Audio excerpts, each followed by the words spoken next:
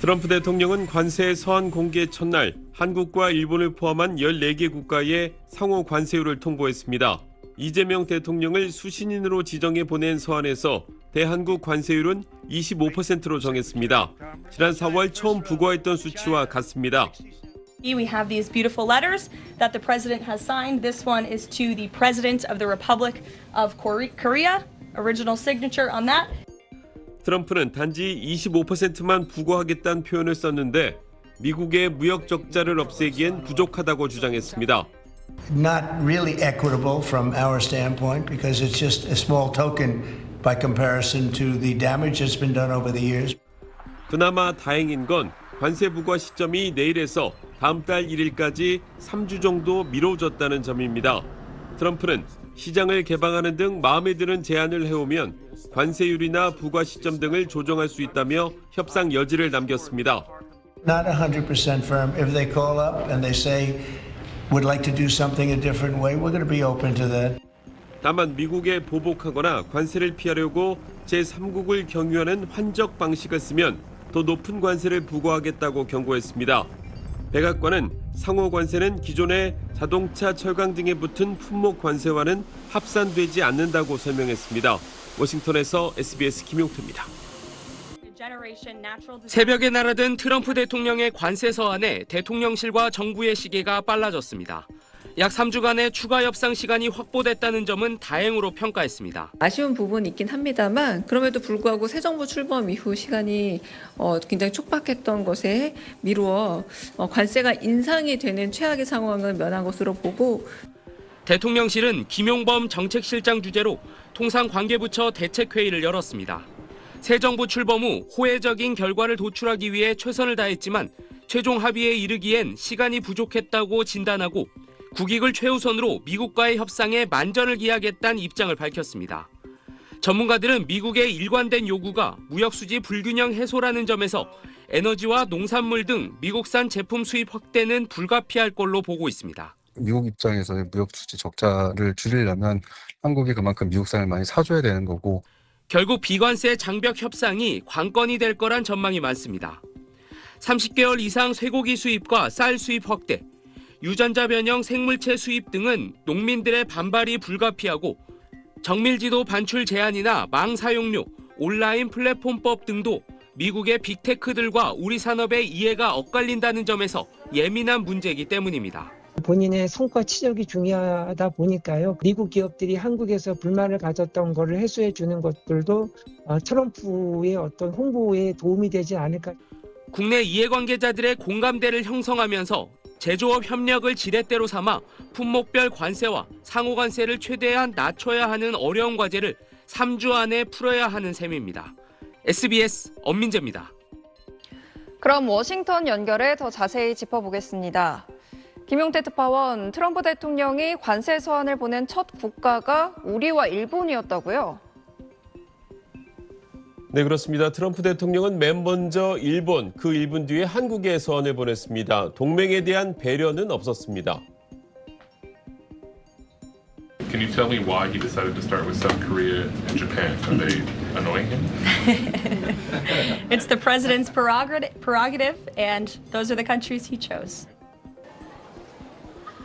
특히 한국은 위성락 국가안보실장과 여한구 통상교섭본부장이 협상하러 워싱턴에 와 있는 상황에서 서한을 보냈고 일본에겐 오히려 관세를 1%포인트 올렸습니다. 이달 참의원 선거를 앞두고 있는 일본 야당에선 정부 책임론까지 거론하고 있는데 미 언론에선 한국과 일본의 대미 협상이 더디게 진행됐으며 두 나라 모두 미국에 양보하는 걸 주저해왔다고 평가했습니다. 한일이 요구해온 25% 자동차 관세 인하에 미국이 선을 그은 것이란 해석도 나오고 있습니다. 일단 관세 부과가 연기된 건 나쁘지 않은데 여전히 불확실성이 계속되는 것 같습니다. 트럼프 대통령은 지난 주만 해도 유예 연장은 없을 것처럼 말했는데 갑자기 다음 달 1일로 미뤘죠. 1차 통보한 14개 나라가 어떤 기준으로 선정된 것인지도 불분명합니다. 또 한국은 관세율이 그대로였지만 일본이나 말레이시아는 1%포인트씩 올랐고 미얀마, 라오스 등은 소폭 내렸습니다. 이렇게 관세율을 조정한 이유도 따로 설명하지 않았습니다. 불확실성이 이어지면서 미 증시는 하락 마감했습니다. 하지만 일단 관세 유예가 연장됐고 협상이 계속될 것이란 전망 속에 한국, 일본 증시는 상승했습니다. 네, 이런 트럼프 대통령에 대한 비판의 목소리도 커지고 있죠. 브라질, 러시아, 중국 등 신흥 경제국 연합체인 브릭스가 직접 비판에 나섰습니다. Imperador, nós somos países soberanos. Se ele achar que ele pode taxar, os países têm o direito de taxar também.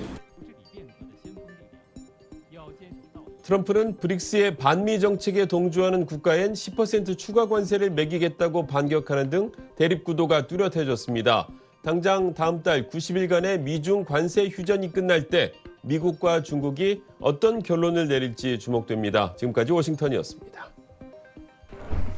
트럼프 대통령이 반도체에도 곧 관세를 부과하겠다고 밝혔습니다. 정확한 일정이나 관세율은 밝히지 않았습니다.